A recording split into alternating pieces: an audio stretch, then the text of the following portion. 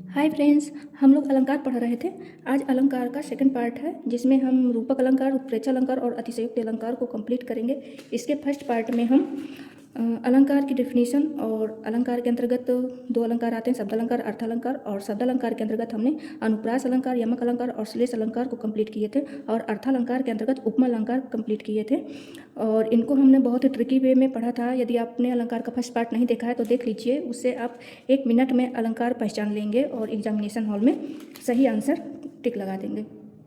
Friends, आज हम जैसे फर्स्ट पार्ट में हमने कीवर्ड के थ्रू इजी माध्यम से हमने अलंकार कंप्लीट किए थे, वैसे ही हम आज सेकंड पार्ट और ये लास्ट पार्ट है अलंकार का, तो हम इसको भी इजी वे में ही कंप्लीट करेंगे ताकि आपका अलंकार से एक भी नंबर नहीं कटने पाए और आपको अलंकार से पूरे पूरे नंबर मिले। और एग्जामिनेशन में हॉल में आप जैसे ही अलंकार से कोई क्वेश्चन देखें आप तुरंत उसका आंसर दे पाएँ।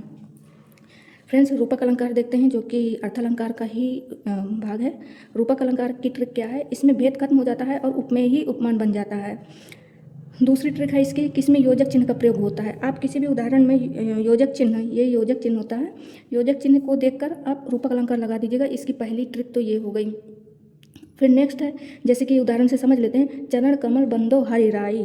तो इसकी पहली ट्रिक तो देखिए यही है कि कमल रूपी चरण, यहाँ उपमेय ही उपमान बन गया है। जैसे चरणों को सीधा कमल कह दिया गया है, चरण कमल बंदो हरि राई, मतलब चरण को ही इसमें डायरेक्ट कमल कह दिया गया है, यहाँ उपमेय ही उपमान बन गया है। और चरण, पहली ट्रिक तो ये हो गई पहचान की कि उपमेय ही उपमान बन जाए, यहाँ चरण ही कमल बन गया है, कह दिया गया है, सीधा चरणों को ही कमल कह दिया गया है। और दूसरी ट्रिक ये है कि यहाँ पर योजक चिन्ह लगा हुआ है। तो इस प्रकार आप जिस भी वाक्य में योजक चिन्ह लगा हो आप वहाँ पे देख के रूपक अलंकार पे टिक लगा दीजिएगा, आपका आंसर सही हो जाएगा। इसका दूसरा उदाहरण से समझ लेते हैं रूपक अलंकार को। जैसे मैया मैं तो चंद्र खिलौना ले हूँ, तो यहाँ पे पहली ट्रिक तो यही हो गई कि चंद्र और खिलौना के बीच में योजक चिन्ह लगा हुआ है। और दूसरी ट्रिक ये है, और इसका देखिए अर्थ भी यही है कि मुझे चांद रूपी खिलौना चाहिए, मतलब कृष्ण भगवान कह रहे हैं अपनी माँ से कि मैया मैं तो चंद्र खिलौना ले हूँ, कि मुझे चांद रूपी खिलौना चाहिए। यहाँ चांद को ही खिलौना के समान बताया गया, बल्कि चांद को ही खिलौना मान लिया गया है। इसमें चांद के समान खिलौना नहीं बताया गया, बल्कि चांद को ही खिलौना मान लिया गया है, उपमेय ही उपमान बन गया है यहाँ पर। तो पहला ट्रिक तो ये होगा कि देखिए फ्रेंड्स, यहाँ पे योजक चिन्ह लगा हुआ है पहचान करने के लिए। और दूसरी ट्रिक ये है कि आप रूपी शब्द से इसकी ट्रिक की चांद रूपी, उसका अर्थ निकाल के देख लीजिएगा वहाँ पे कि मुझे चांद रूपी खिलौना चाहिए। तो जहाँ पे रूपी शब्द का बोध हो वहाँ पे रूपक अलंकार होता है। और इसको आप ऐसे भी याद कर सकते हैं कि जिस भी उदाहरण में, वाक्य में, काव्य में रूपी शब्द का बोध हो वहाँ रूपक अलंकार होता है। रूपी से रूपक अलंकार, याद रखिएगा इस ट्रिक को। इतना तो सबको ही बता देता है कि योजक चिन्ह, जहाँ पे योजक चिन्ह का प्रयोग हुआ हो वहाँ पे रूपक अलंकार होता है। लेकिन अर्थ में, काव्य के अर्थ में जहाँ पर आपको रूपी इस शब्द का भाव उत्पन्न हो वहाँ पे समझिएगा कि रूपक अलंकार। ये दूसरी ट्रिक है इसकी। नेक्स्ट देखते हैं उत्प्रेक्षा अलंकार। उत्प्रेक्षा अलंकार में क्या है कि कल्पना, जहाँ पे कल्पना या संभावना व्यक्त की जाए। और इसकी ट्रिक है मनु जनु मानो मनहु जनहु। जिस भी काव्य में, वाक्य में आपको मनु जनु मानो मनहु जनहु ये शब्द देखने को मिल जाए वहाँ पे उत्प्रेक्षा अलंकार होता है। ये शब्द याद रखिएगा फ्रेंड्स, मनु जनु मानो मनहु जनहु, ये उत्प्रेक्षा अलंकार होता है। इन शब्द को याद रखिएगा। देख उदाहरण से समझ लेते हैं और अच्छे से समझ में आ जाएगा।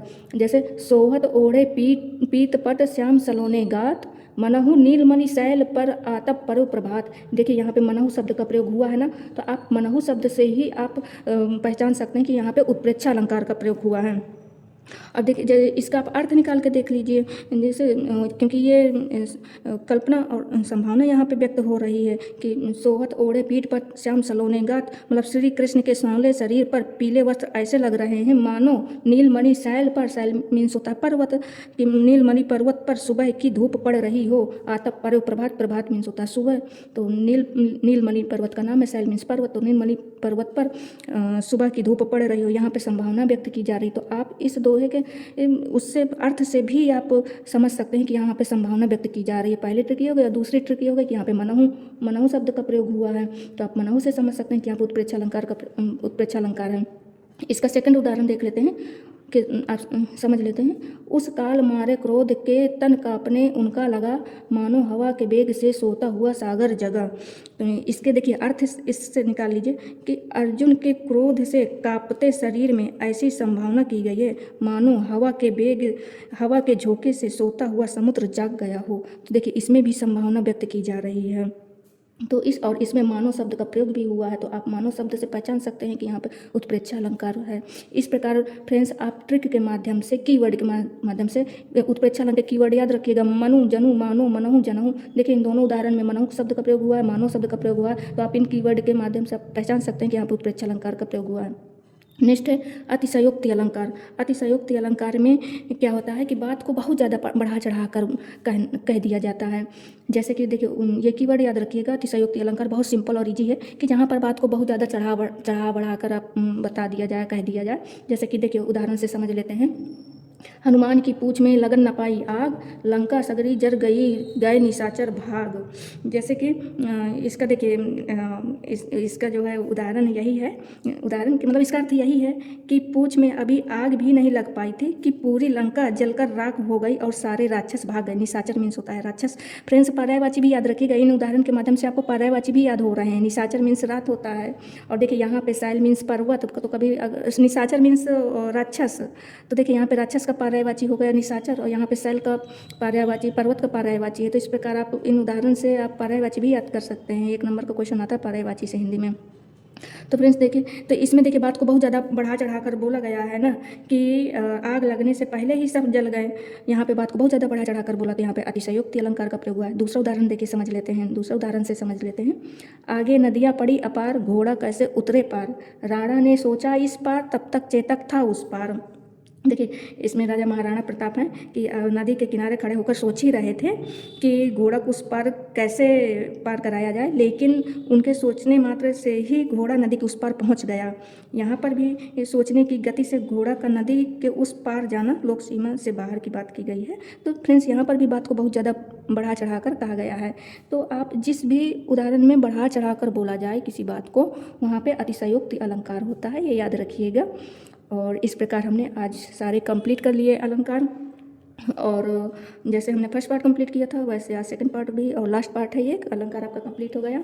और फ्रेंड्स आज से यूपी टेट की परीक्षा शुरू हो चुकी है, तो सभी विद्यार्थियों को परीक्षा की ढेर सारी शुभकामनाएं, और आप सभी पूरे आत्मविश्वास के साथ परीक्षा दीजिएगा, और आशा है कि बेहतरीन प्रदर्शन करेंगे आप लोग। और all the best for the UP TET exam, और अच्छे से पेपर दीजिएगा। Thank you.